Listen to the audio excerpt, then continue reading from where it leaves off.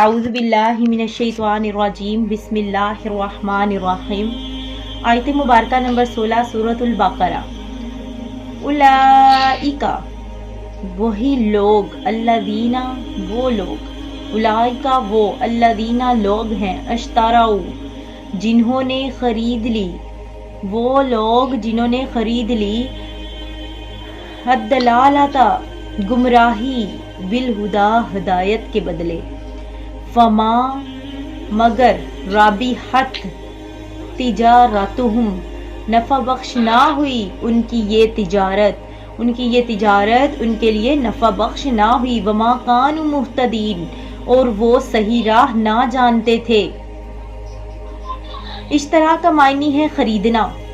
قیمت ادا کر کے کوئی چیز لینا۔ یہاں اشترا کا یہ معنی تب درست ہو سکتا تھا جب کہ منافقوں کے پاس دولت ایمان ہوتی اور اسے دے کر وہ کفر اختیار کرتے،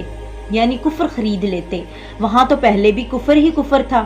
اس لیے علامہ قرطبی رحمۃ اللہ علیہ نے فرمایا کہ یہاں اشتراؤ بمعنی استحبو ہے، یعنی انہوں نے کفر کو پسند کر لیا اور حق کو قبول کرنے سے انکار کر دیا۔ فرماتے ہیں لغت عرب میں شرا کا لفظ ایک چیز کو دوسری چیز سے بدل دینے کے معنی میں استعمال ہوتا ہے۔ اب انہوں نے منافقت کا نقاب تو اس لیے ڈالا تھا کہ وہ مسلمانوں کی جماعت میں شامل ہو کر دنیاوی فوائد حاصل کریں گے،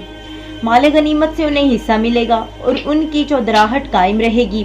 لیکن ان کی کوئی امید بر نہ آئی۔ اللہ تعالیٰ نے ان کا پردہ چاک کر دیا۔ حضور نبی کریم صلی اللہ علیہ وآلہ وسلم نے سر محفل ایک ایک کا نام لے کر اسے مسجد سے نکال دیا۔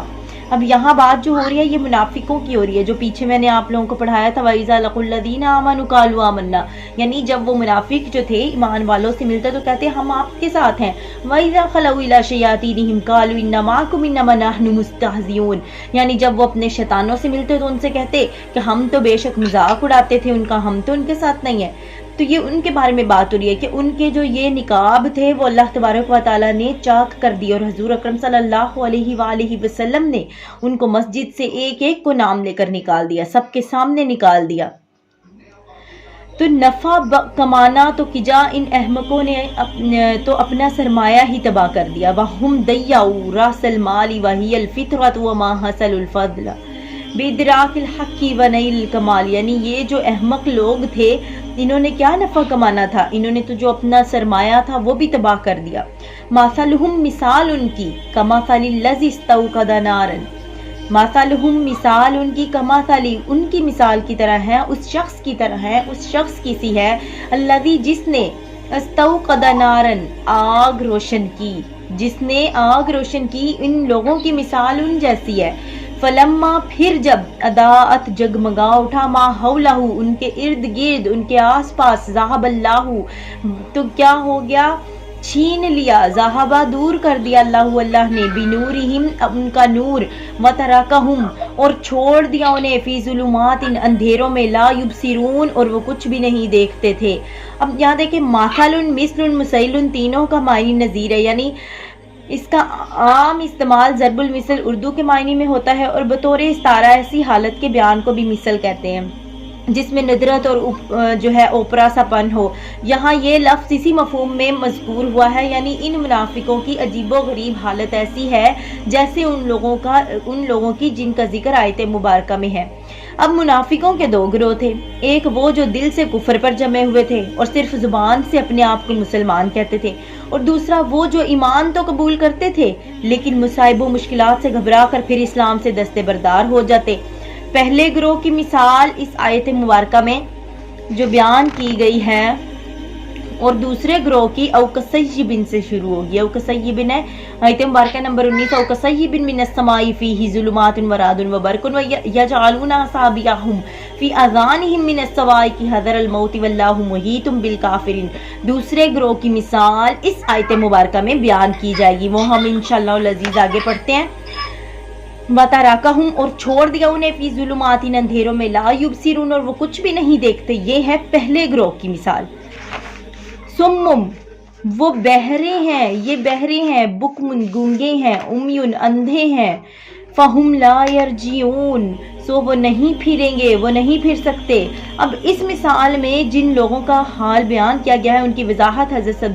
صدر الفاضل مراد آبادی قدس سرہ نے خوب کی ہے۔ فرماتے ہیں جنہوں نے اظہار ایمان کیا اور دل میں کفر رکھ کر اقرار کی روشنی کو ضائع کر دیا، اور وہ بھی جو مومن ہونے کے بعد مرتد ہو گئے، اور وہ بھی جنہیں فطرت سلیمہ عطا ہوئی اور دلائل کی روشنی نے حق واضح کر دیا، مگر انہوں نے فائدہ نہ اٹھایا اور گمراہی اختیار کی، اور جب حق سننے، ماننے، کہنے اور راہ حق دیکھنے سے محروم ہوئے تو کان، زبان، آنکھ سب بیکار ہو گئے۔ او کصیب، یا پھر جیسے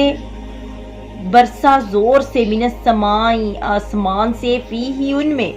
جس میں ظلمات، اندھیرے ہیں، ورعد، اور گرج ہے، وبرق، اور چمک ہے، یجعلون، ٹھونستے ہیں، اصابعہم، اپنی انگلیاں، فی اذانہم، اپنے کانوں میں، من الصواع، کی کڑک کے ڈر سے، حذر الموت، موت کے ڈر سے، کڑک کے باعث وہ موت کے ڈر سے جو ہے اپنی انگلیاں اپنے کانوں میں ڈال لیتے جب بجلی کی چمک اور کڑک کو سنتے۔ واللہ، اور اللہ تعالیٰ، محیط، گھیرے ہوئے ہے، بالکافرین، کافروں کو۔ اس آیت میں کئی چیزوں کا ذکر آیا ہے، بارش، اندھیرے، بادل کی کڑک اور بجلی کی روشنی، اور ایسے سمے میں صرف سفر کرنے والا شخص، یہ سب مشبہ وہاں ہیں۔ یعنی جب تک ان مشبہات یعنی یہ کن چیزوں کی تشبیہیں ہیں کا تعین نہ کر لیا جائے، اس مثال کا حسن نکھر کر سامنے نہیں آتا۔ تو دیکھیں، بارش سے مراد اسلام ہے، بارش سے مراد او کصیب من السماء، یعنی زور سے می برسا بادل سے، اس سے مراد کیا ہے؟ اسلام۔ اندھیروں اور بادل کی کڑک، فیہ ظلمات ورعد وبرق، اندھیروں اور بادل کی کڑک سے مراد وہ مصائب اور مشکلات ہیں جنہوں نے چاروں طرف سے اسلام کو گھیر لیا تھا۔ یجعلون اصابعہم فی اذانہم من الصواع کی حذر الموت، اور بجلی کی روشنی سے مراد وہ فتوحات وغیرہ ہیں جو ان ناسازگار حالات میں اسلام کو حاصل ہوتی رہیں۔ جس طرح بارش مردہ زمینوں کو نئی زندگی بخش دیتی ہے، اسی طرح اسلام مردہ دلوں کو نئی زندگی مرحمت فرماتا ہے۔ جیسے بارش برستے وقت گھنگور گھٹائے چھا جاتی ہیں اور تاریکی پھیل جاتی ہے، بادل کی خوفناک کڑک سے دل دہلنے لگتے ہیں، اسی طرح اسلام کا می برستے وقت کھلی عداوتوں اور پوشیدہ سازشوں کا ایک ہنگامہ برپا ہو گیا، فضا یکسر مقدر ہو گئی، مصیبتوں کے بادل گرجنے لگے۔ جو سچے دل سے ایمان لا چکے تھے، نہ اندھیروں سے انہیں وحشت تھی نہ بادل کی کڑک سے، وہ ہراساں تھے، مصائب کے ہجوم میں بھی وہ چٹان کی طرح ڈٹے رہے۔ لیکن وہ لوگ جو مذبذب تھے، ان کی حالت عجیب ڈاماڈول تھی، وہ اسلام کے حیات بخش چھینٹوں سے سراب بھی ہونا چاہتے تھے، لیکن مصائب کی تاریک گھٹائیں دیکھ کر، مشکلات کی کڑک سن کر ان کے دل ڈوب ڈوب جایا کرتے تھے، اور اسلام کا دامن چھوڑنے میں ہی انہیں اپنی سلامتی نظر آتی تھی۔ پھر اگر اسلام کو کوئی کامیابی نصیب ہوتی تو وہ اسلام کی طرف لپکنے کی تیاری کرتے۔ ایسے میں اگر مصائب کا کوئی تند و تیز جھونکا آ جاتا تو وہ بد دل ہو کر رہ جایا کرتے تھے۔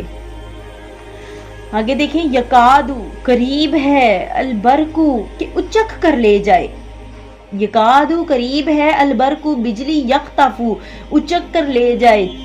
ابصارہم، ان کی بنائی کو، یخطف ہے چھیننا، زبردستی کسی چیز کو لے جانا، اچانک سے لے جانا، یکادو قریب ہے، البرقو، بجلی، یخطف، اچک کر لے جائے،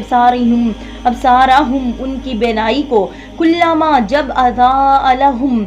چمکتی ہے ان کے لیے، مشو، تو چلنے لگتے ہیں، فیہی، اس کی روشنی میں، وَإِذَا، اور جب اظلم، اندھیرا چھا جاتا ہے، علیہم، ان پر، قاموا، تو وہ کھڑے ہو جاتے ہیں، وَلَوْ، اور اگر شاء، چاہے اللہ، لَذَهَبَ، تو دور کر دے ان سے، لے جائے ان سے، بِسَمْعِهِمْ، ان کے سننے کی قوت کو، وَأَبْصَارِهِمْ، اور ان کی بنائی کو، ان اللہ، بے شک اللہ تعالیٰ، علی کل شیء، ہر چیز پر، قدیر، قادر ہے،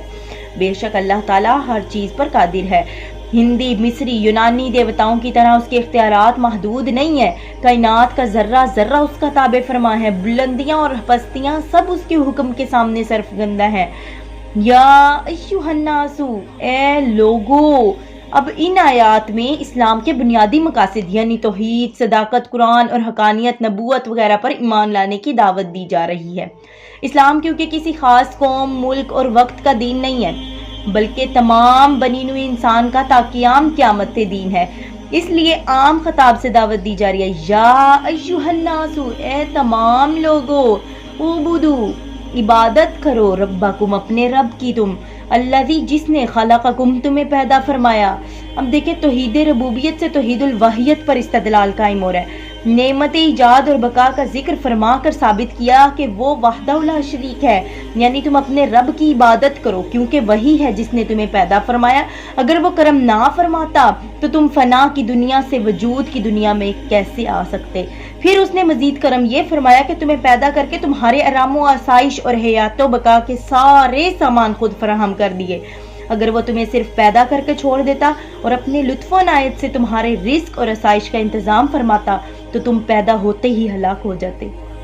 اب جب کہ تمہارا وجود بھی اسی کے کرم کا صدقہ ہے اور تمہاری زندگی اور بقا بھی اسی کی نظر رحمت کی محتاج ہے اور کسی دوسرے کا اس میں کوئی حصہ نہیں، جب ایجاد و ربوبیت میں وہ وحدہ لا شریک ہے تو الواحیت میں کون سا کوئی اس کے ساتھ شریک ہو سکتا ہے؟ جب لا خالق الا اللہ اور لا رب الا اللہ کو تسلیم کرنے میں انکار کی گنجائش نہیں تو لا الہ الا اللہ میں کیسے انکار کی گنجائش پیدا ہو سکتی ہے؟ لا معبود الا اللہ پر یقین راسخ ہو جائے گا تو ثابت ہوا کہ عبادت کے لائق صرف وہی ذات پاک ہے جو ہر لحاظ سے وحدہ لا شریک ہے۔ توحید کے نازک اور پیچیدہ مسئلے پر قرآن کا استدلال آپ نے ملاحظہ فرما لیا، کتنا فطری، کتنا سادہ ہے اور اس کے باوجود کتنا مؤثر اور یقین پرور ہے۔ یعنی ایک ان پڑھ عام آدمی،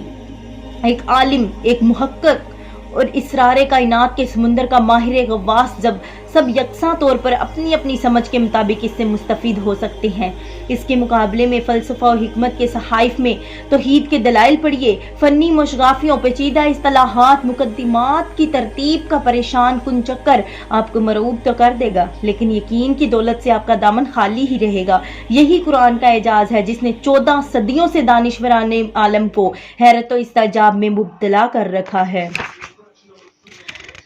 والذین، اور جو تم، من قبلکم، اور جو تم سے پہلے تھے، لعلکم، تاکہ تم تتقون، پرہیزگار بن جاؤ۔ اب یہاں پر فرما رہے ہیں کہ یا ایھا الناس، اے لوگو، سوبدو، عبادت کرو، ربکم، اپنے رب کی، اللہ جس نے خلقکم، تمہیں پیدا فرمایا، والذین، اور جو تم، من قبلکم، تم سے پہلے تھے، لعلکم، تاکہ تم تتقون، پرہیزگار بن جاؤ۔ الذی، وہ جس نے، الذی، وہ جس نے، جعل، بنایا، لکم، تمہارے لیے، الارض، زمین کو، فراشن، فرش یعنی بچھونا، والسماء،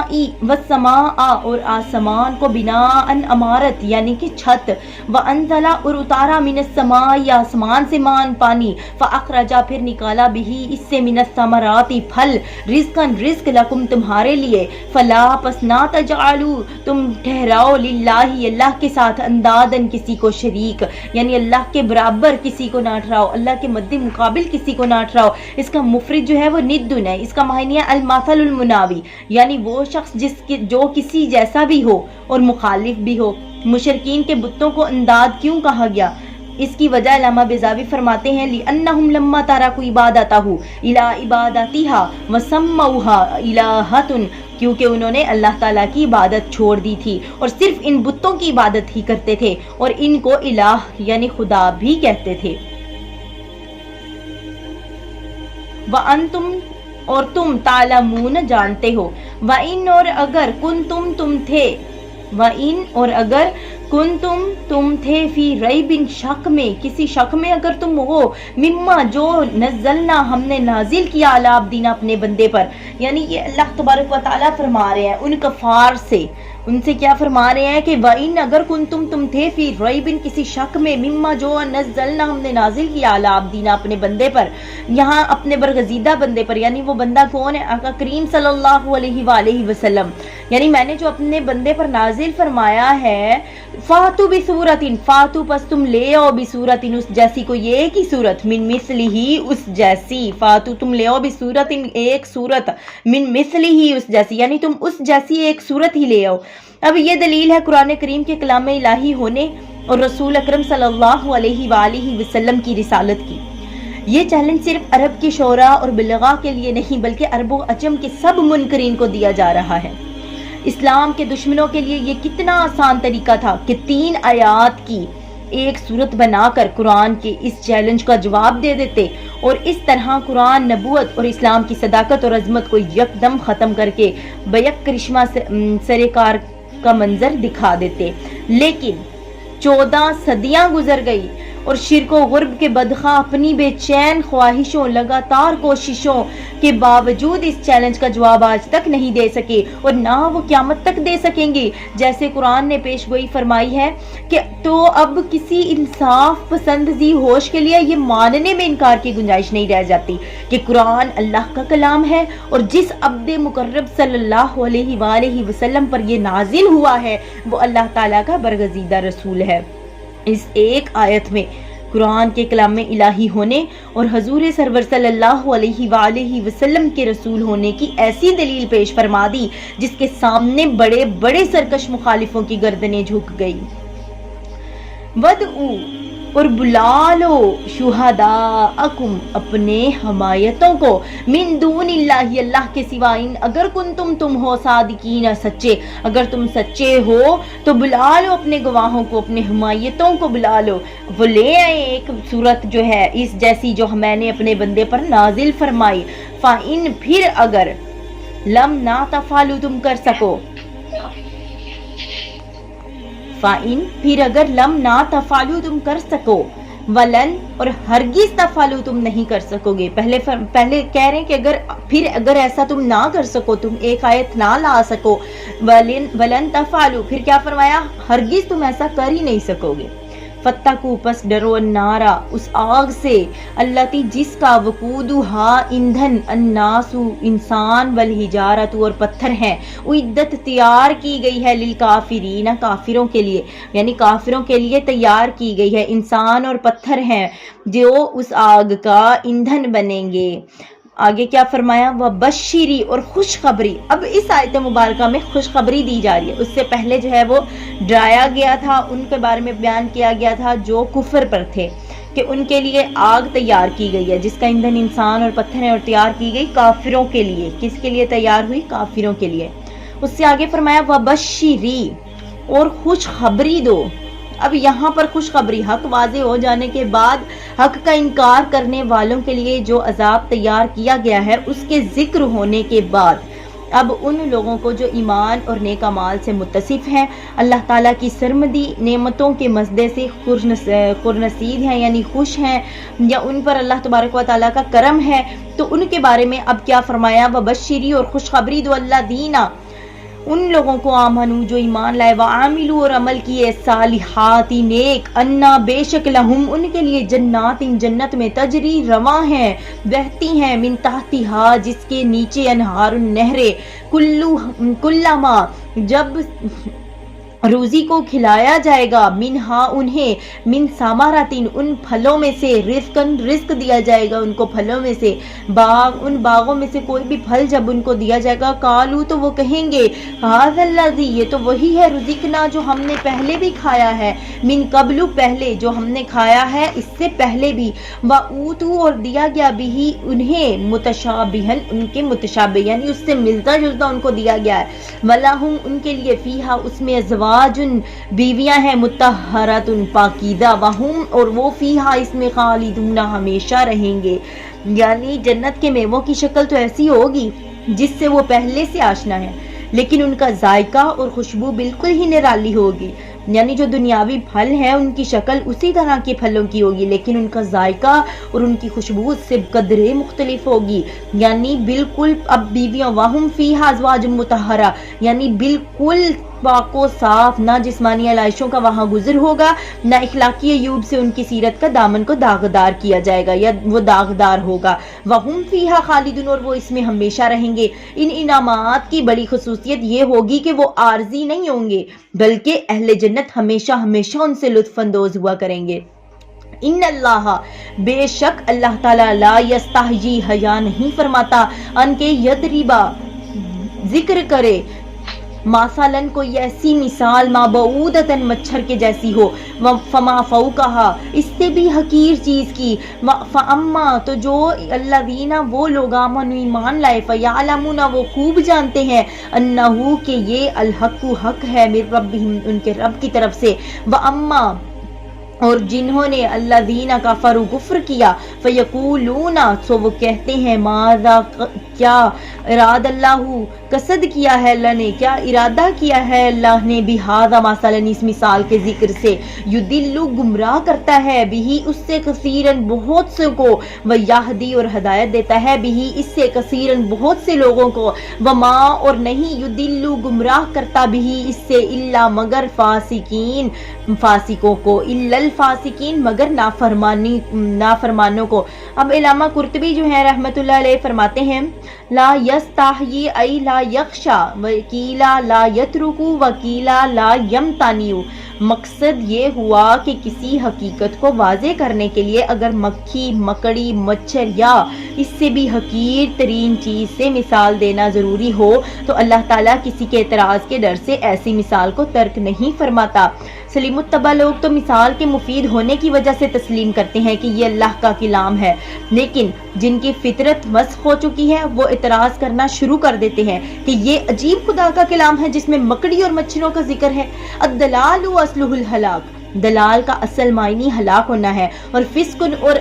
عرف شرع میں کہتے ہیں الخروج من طاعت اللہ عز وجل، اللہ تعالیٰ کی اطاعت و فرمانبرداری سے نکل جانا۔ ان کی فرمانے کی نوعیت اگلی آیت میں تفصیلاً بیان فرما دی۔ اللہ تعالیٰ سے وعدہ کر کے توڑ دینا، وہ رشتے اور تعلقات انفرادی اور اجتماعی جن کو محفوظ رکھنے کا اللہ تعالیٰ نے تاکیدی حکم فرمایا، ان کو قطع کرتے رہنا، اپنے جاہ و منصب کے لیے ظلم و ستم اور فتنہ فساد برپا کرتے رہنا، یہ ان کے کرتوت تھے، اور جن کے یہ کرتوت ہوں ان کو ہلاکت و تباہی سے کیوں کر بچایا جا سکتا ہے۔